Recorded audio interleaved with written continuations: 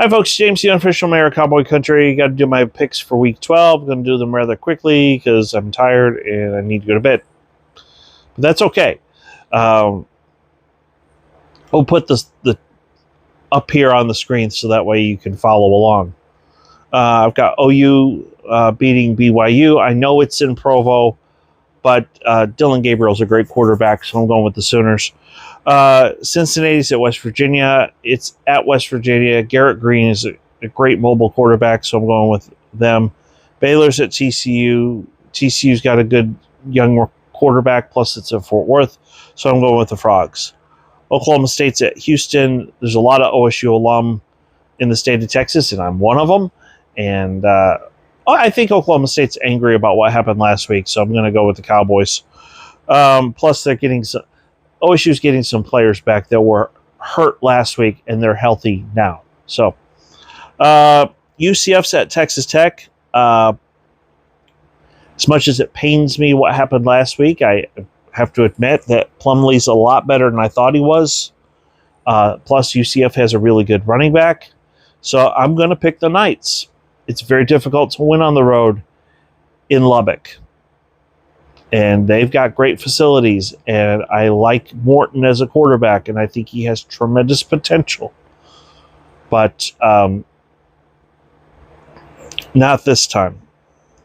Kansas State at KU. I'm honestly glad that both Kansas teams are doing well this year. I think that's really cool. But this two-quarterback system that Kansas State has, it's not something that I would do if I was a coach. But quite frankly, it's working. And having that competition has actually made Will Howard a better quarterback as their starter. So I'm going with the Wildcats. I do hope that KU's quarterback Bean gets well. I hope he returns soon. I don't want to see anybody get hurt. I don't. It's just, football's a game. So Bean at Kansas, get well soon. Texas at Iowa State. I know that Texas lost their running back, but their quarterback proved to me, Ewers proved me wrong. And I'll admit when I'm wrong. That's okay. I'm fine with that. Ewers is the real deal. And I just hope that if they do have a couple designed runs, that he is smart enough to slide or run out of bounds and not take hits, because they really need him. If Texas is going to win the Big 12, they need Ewers to be healthy. So, Louisville's at Miami. I am pleasantly surprised about Louisville's success this year. Didn't see that coming. But, hey, congratulations, Louisville. I hope you make it to the ACC title game.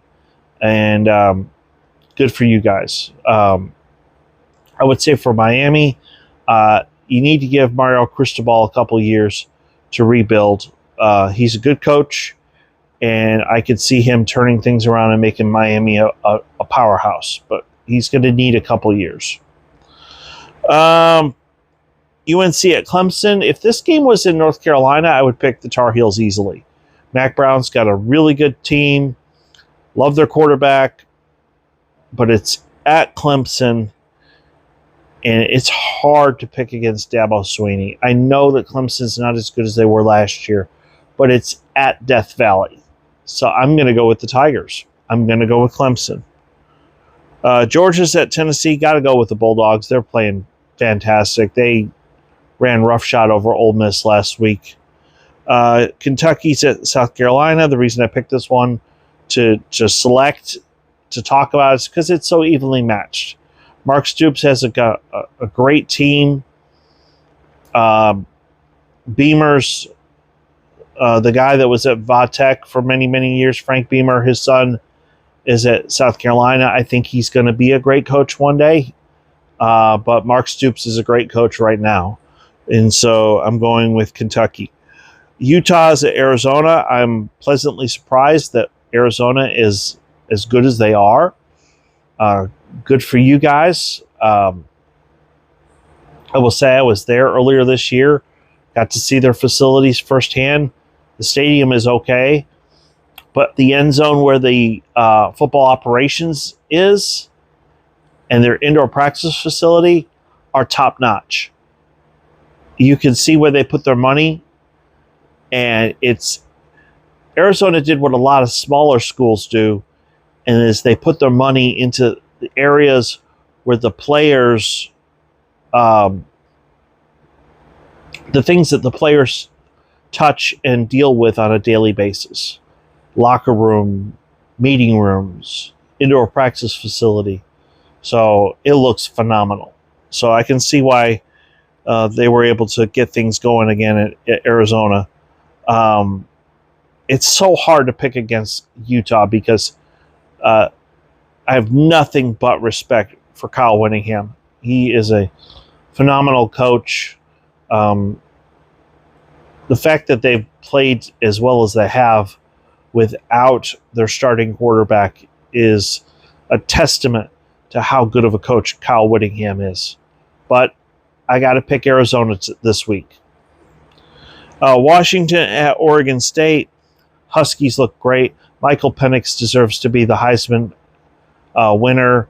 If I had a vote, I would easily vote for Michael Penix. I saw him last year at the Alamo Bowl. He is a stud. He is a bona fide, great athlete. He is going to do well in the NFL. As long as he learns when he needs to run, he gets the first down and slides. If he doesn't learn that, and he won't last long in the NFL. Excuse me. Illinois, Iowa. Why did I pick this game to look at? Well, mainly because it's going to be closer than you think. And these are two fairly evenly matched teams. But Kirk Ferentz is like Mike Gundy. He's just a consistent winner and a class act. So I'm picking Iowa. Minnesota at Ohio State. Why did I pick this one to look at? Because the temptation for the Buckeyes is to start looking at the Michigan game. Now, here's the thing, though. Ryan Day is a good coach. I know he's lost the last 2 years against Michigan, and to some people who are Ohio State fans, you might as well have kicked their dog or something. But the truth is, he's a good coach. And Ryan Day is not going to let these players overlook Minnesota. He's just not going to do it. He is going to preach it. He's going to preach it. He's going to talk about it. He said, "We are here. We are playing Minnesota this week. We don't need to worry about that other team that has an M on their field." And I don't mean Missouri. I'm talking about Michigan. Ryan Day and that coaching staff is going to have Ohio State focused on Minnesota. They're going to be focused on the task at hand. I think Ohio State's going to be a playoff team. And so I'm going with the Buckeyes. So we will have footage Saturday, God willing, of the inside of TD-ECU Stadium.